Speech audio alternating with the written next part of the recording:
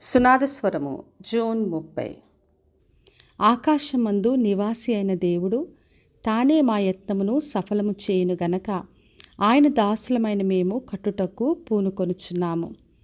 నెహెమ్యా గ్రంథము 2వ అధ్యాయము 20వ వచనం. మన దేవుడు మన ప్రయత్నమును సఫలము చేసే దేవుడు.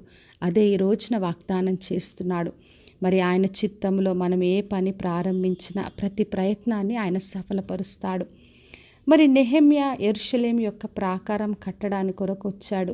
అందరినీ సమకూరుస్తున్న సమయంలో కొందరు వ్యక్తులు వచ్చి మరి హేళన చేస్తూ మాట్లాడారు. ఆ పనిని తృణీకరించారు. మరి రాజు మీద తిరుగుబాటు చేస్తున్నావని చెప్పారు. వారికి నెహెమ్యా జవాబు ఈ విధంగా ఇచ్చాడు. మరి ఆకాశమందు నివాసైన దేవుడే తానే మా యత్నమును సఫలము చేయును అంటున్నాడు. మరి నేను వచ్చాను, నేను ఈ పని చేస్తానని నెహెమ్యా చెప్పలేదు. కానీ దేవుడి పైన ఆధారపడి దేవుడే ఆ ప్రయత్నాన్ని సఫలపరుస్తాడని చెప్పాడు. మరి దాసులమైన మేము అందుకే కట్టడానికి కొరకు మేము ప్రారంభించాము, ఈ పనిని పూనుకున్నామని చెప్పాడు. తర్వాత వాళ్ళతో ఒక మాట చెప్పాడు. మరి యెరూషలేములో మీకు భాగమైన స్వాతంత్రమైన జ్ఞాపక సూచన లేదని చెప్పాడు. మరి వాళ్ళెవరు కూడా మొదటి నుంచి ఉన్నవాళ్ళు కాదు. నెహెమ్యా ఉపవాసం ఉండి ప్రార్థన చేశాడు. దేవుని నుండి జవాబును పొందుకున్నాడు. తర్వాత ఆ పనిని పూనుకోవడానికి ఆయన ప్రారంభించాడు. వాళ్ళందరినీ సమకూర్చాడు. అందులో ఎక్కడ కూడా వాళ్లకు భాగం లేదు, స్వాతంత్రం లేదు, జ్ఞాపక సూచన లేదు. అందుకే ఖచ్చితంగా ఈ మాటలు చెప్పాడు. మరి మనము కూడా దేవుని పనిని ఆయన చెప్పిన దాన్ని మనం చేస్తున్నప్పుడు కొందరు వ్యక్తులు హేళన చేస్తారు, ఎగతాళిగా మాట్లాడతారు. వాళ్ళ మాటలు విని మనం పని ఆపకూడదు. కానీ దేవుని వైపు చూస్తూ మనం పనిని కొనసాగించాలని ప్రభు కోరుతున్నాడు.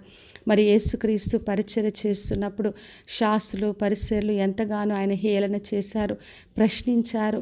మరి వారిని చూసి యేసుక్రీస్తు ఆగిపోలేదు. కానీ దేవుని చిత్తాన్ని నెరవేరుస్తూ ఆయన పనిని కొనసాగించి ముగించాడు. అందుకే హెబ్రీలకు రాసిన పత్రిక 11వ అధ్యాయం 2వ వచనం రాయబడింది.